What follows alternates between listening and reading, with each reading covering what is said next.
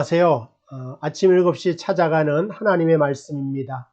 오늘도 주의 말씀이 여러분의 삶의 능력과 힘으로 나타나게 되기를 주님의 이름으로 축복을 드립니다.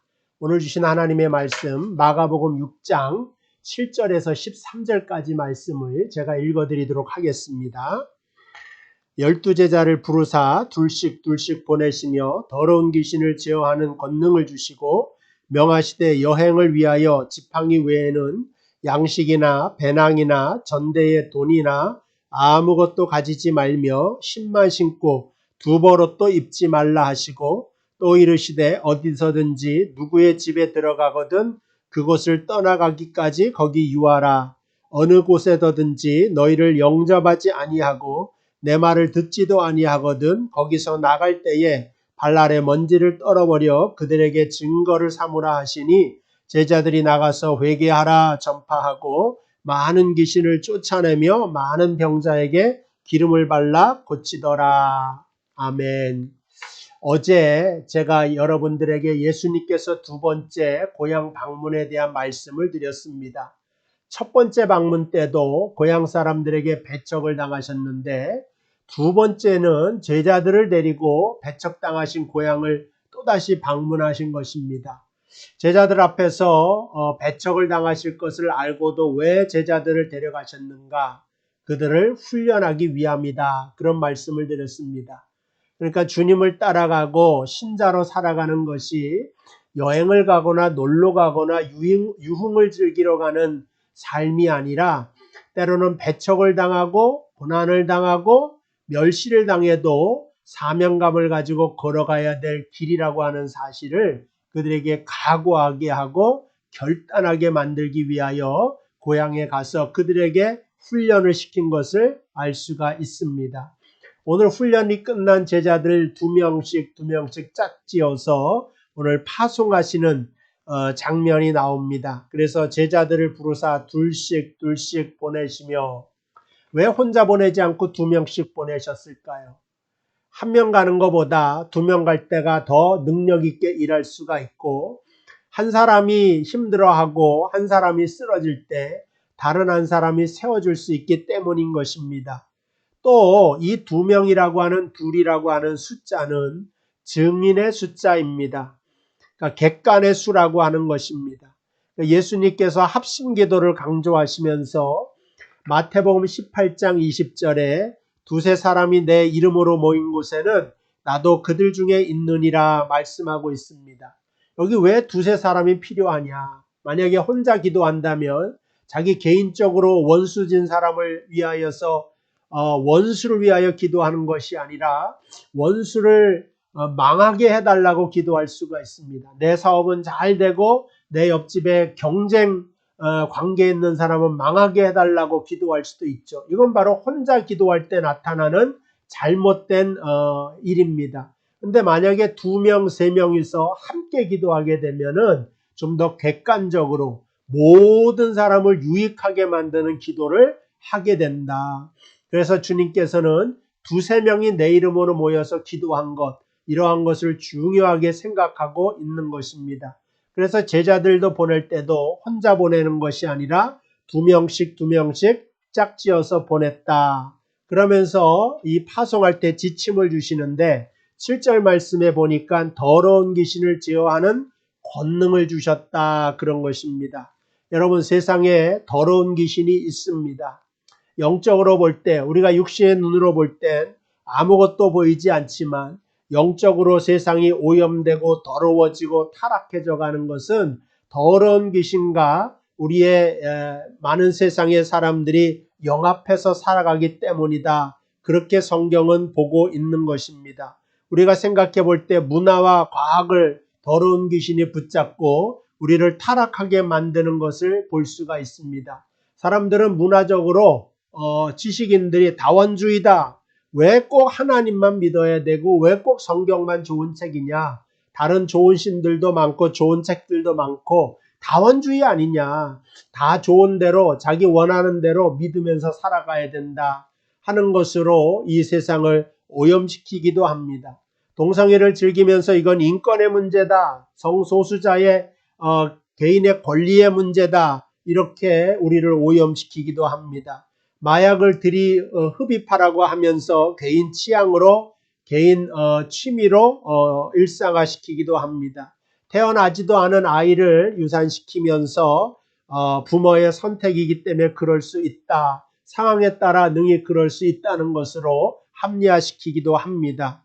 온갖 TV를 보면 신성모독으로 하나님의 이름을 망령되게 쓰면서도 이것이 다 표현의 자유다 하는 식으로 세상은 더러운 귀신과 영합을 해서 우리의 영혼을 하나님과 멀어지게 하고 하나님의 말씀과 떨어지게 만드는 그러한 일을 하게 되는데, 제자들을 보내면서 주님께서는 이러한 것을 제어할 수 있는 능력을 주셨다고 이야기를 하고 있습니다. 마찬가지입니다. 저하고 여러분이 세상의 풍조를 따라가지 않아도 괜찮습니다. 세상 사람들이 동성애를 반대하는 것을 보고 이건 지성인이 아니다. 괜찮습니다. 하나님께서는 그 모든 것을 이길 수 있는 능력을 제자들에게 주셨듯이 우리에게도 주셨는 줄 믿고 믿음으로 나아가는 여러분 되시기를 바랍니다. 그 다음에 8절에 보니까 여행을 위하여 지팡이 외에는 양식이나 배낭이나 전대에 돈이나 아무것도 가지고 가지 마라. 이게 무슨 뜻입니까? 이거는 지팡이 외에는 아무것도 같이 가지 말라고 하는 것은 아무것도 걱정하지 마라. 나머지는 하나님이 책임지신다. 이거를 강력하게 말씀하시는 주님의 음성을 보게 됩니다. 제일 먼저 제자들을 훈련시키면서 주님 원하신 것은 하나님만 의지해야 된다. 걱정과 염려하면서 전도하지 말고 모든 것 하나님께서 책임지신다 하는 굳센 믿음을 요청하고 요구한 것을 보게 됩니다. 이스라엘 백성이 40년 동안 광야를 유리하고 방황을 하죠. 근데 40년 동안 방황하고 유리하였지만 신명기 8장 4절에 보니까 그들의 발은 부르트지 않았다. 그들의 옷은 헤어지지 않았다. 부르트지 않는 발, 헤어지지 않는 옷을 하나님께서는 이스라엘 자손에게 주셨다라고 하는 것입니다.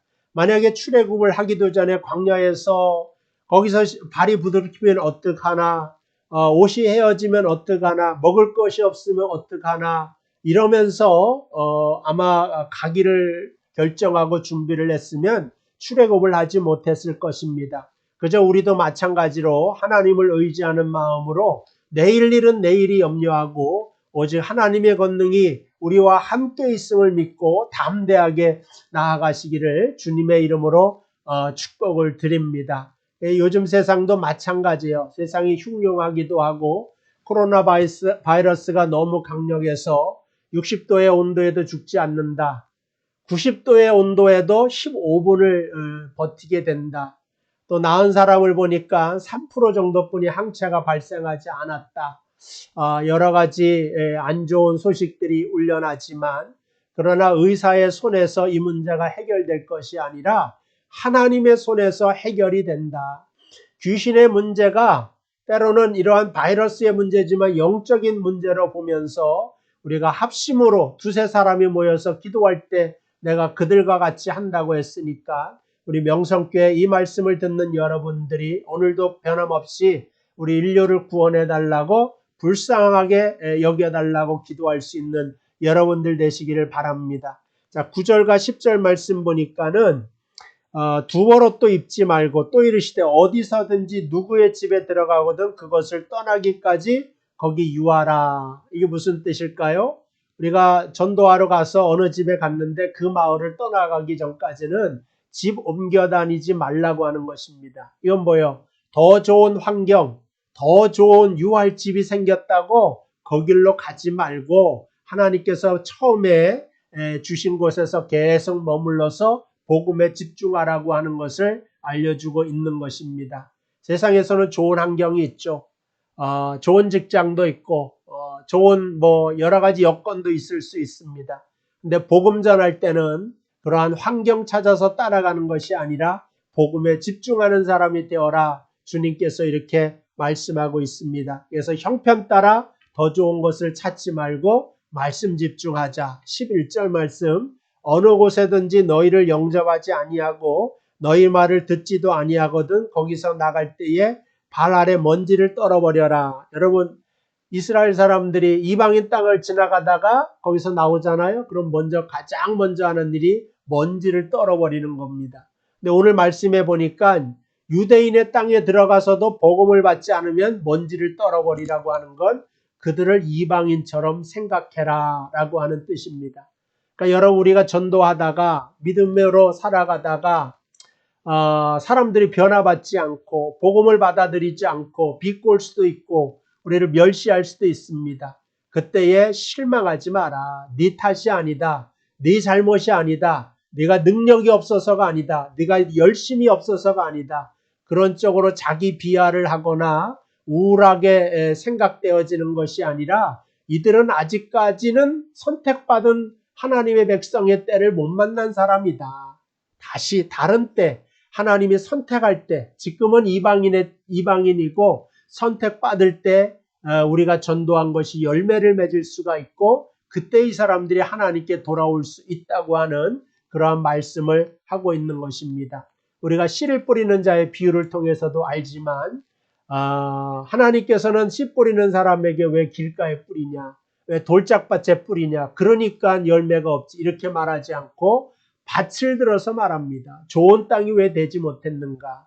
그래서 우리가 믿음대로 말씀대로 살아갈 땐 내 능력이 부족하구나, 이것보다는 좀 더 하나님 말씀에 집중하여 말씀 믿고 전진해 나아갈 수 있는 저와 여러분들 되시기를 주님의 이름으로 축복을 드립니다. 오늘도 하나님 말씀 들은 여러분에게 하나님의 놀라운 은혜와 사랑이 충만한 하루 되기를 주님의 이름으로 축복합니다. 오늘은 잠시 기도하도록 하겠습니다. 하나님 감사합니다. 오늘 2명씩 제자들을 짝지어 보내시면서 주님 귀신을 제어할 권능을 허락하여 주셨다고 했습니다. 우리에게도 이 코로나 시대를 살아가고 있을 때에 이 모든 것은 하나님 손에서 제압이 되고 우리가 두려워할 만한 것이 아니라고 하는 사실을 깨닫게 하시고 오히려 이때에 더욱더 하나님의 말씀을 가까이 하며 믿음에 가까이 들었으며 모든 걸 하나님께 맡기고 나아갈 수 있는 믿음을 허락하여 주시옵소서. 광야에서 헤어지지 않는 옷, 부르트지 않는 발을 허락하여 주셨듯이 오늘 이 땅에 살아가면서 우리에게 치유의 영을 더하여 주셔서 우리의 온몸이 하나님의 보호함 속에 있게 하여 주시고 우리에게 당한 우리 모든 나라와 인류에게 당한 이 모든 재앙이 주 예수의 이름으로 하루속히 떠나가도록 인도하여 주옵소서. 예수님의 이름으로 기도하옵나이다. 아멘. 감사합니다. 내일 뵙도록 하겠습니다.